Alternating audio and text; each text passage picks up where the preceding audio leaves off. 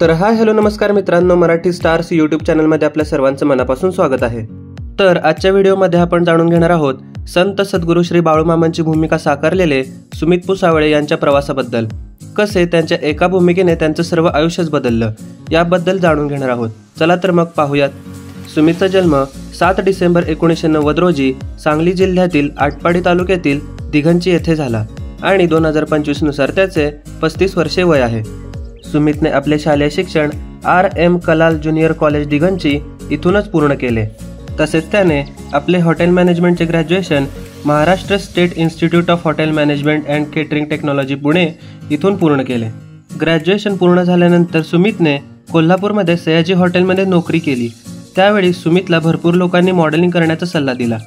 सुमितला कधीच अभिनय क्षेत्रात यायचे नव्हते, पण त्याच्या आजोबांची इच्छा होती की अभिनय क्षेत्रात कोणीतरी काम करावं। चांगली नोकरी आणि अभिनय क्षेत्र यांच्यामध्ये सुमितची चलबिचल चालू असताना आई वडिलांनी खंबीर पाठिंबा देऊन अभिनय क्षेत्रात करिअर करण्याचा सल्ला दिला आणि इथूनच सुमितने अभिनय क्षेत्रात करिअर करायचे ठरवले। सुरुवातीच्या काळात सुमितला खूप अडचणी आल्या, खूप खडतर प्रवासाला सामोरे जावे लागले, पण त्याला त्याच्या मेहनतीच्या जोरावर एका सरगम नावाच्या चित्रपटात काम करण्याची संधी मिळाली। यामध्ये त्याने नकारात्मक भूमिका साकारली होती। तसेच त्याने त्या चित्रपटात सहाय्यक दिग्दर्शक म्हणूनही काम केले। त्यानंतर त्याने काय रे रासकला आणि काशी या चित्रपटांसाठी सहाय्यक दिग्दर्शक म्हणून काम केले। त्यानंतर सुमितने डॉक्टर गिरीश कर्नाड यांच्याकडून अभिनयाचे धडे घेतले।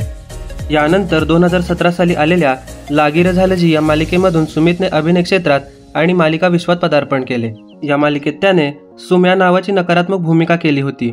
त्यांची ही भूमिका प्रेक्षकांना प्रचंड आवडली। या मालिकेनंतर सुमितने स्वराज्य रक्षक धर्मवीर छत्रपती संभाजी महाराज या मालिकेत हराजी राजे महाडिक यांची भूमिका साकारली। यानंतर सुमितला बाळूमामांच्या नावानं चांग भलं या मालिकेत काम करण्याची संधी मिळाली। ही मालिका म्हणजे सुमितच्या आयुष्याला एक कलाटणी देणारी मालिका ठरली। या मालिकेत सुमितला संत बाळूमामांची मुख्य भूमिका करण्याची सुवर्ण संधी मिळाली।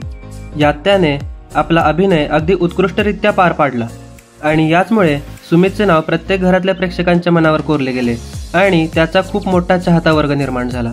सुमित सांगतो की या भूमिकेसाठी मी बाळूमामांचे सर्व भाषेतील चित्रपट पाहिले आणि पुस्तके देखील वाचली आणि आता सध्या सुमित घरोघरी मातीच्या चुली या लोकप्रिय मालिकेत आपल्याला काम करताना पाहायला मिळत आहे।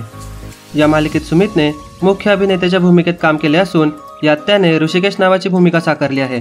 त्याच्यासोबत रेश्मा शिंदे हिने देखील मुख्य अभिनेत्रीच्या भूमिकेत काम केले आहे।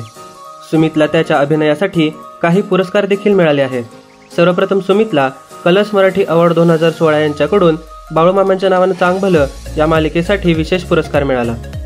त्यानंतर सुमितला स्टार प्रवाह परिवार 2025 यांच्याकडून घरोघरी मातीच्या चुली या मालिकेसाठी सर्वोत्कृष्ट पती हा अवॉर्ड मिळाला। सुमितच्या कुटुंबाविषयी बोलायचं झालं तर हे आहेत सुमितचे वडील, ज्यांचं नाव आहे सावंता पुसावळे। ह्या आहेत सुमितच्या आई, ज्यांचं नाव आहे सुनीता पुसावळे। सुमितला 2 बहिणी देखील आहेत, त्यांची नावे आहेत गौरी पुसावळे आणि कोमल पुसावळे आणि सुमितच्या पत्नीचे नाव आहे मोनिका महाजन पुसावळे। सुमित आणि मोनिका सोशल मीडियावर खूप ॲक्टिव्ह असतात आणि कॉमेडी रील्स अपलोड करून प्रेक्षकांचे भरभरून मनोरंजन करत असतात।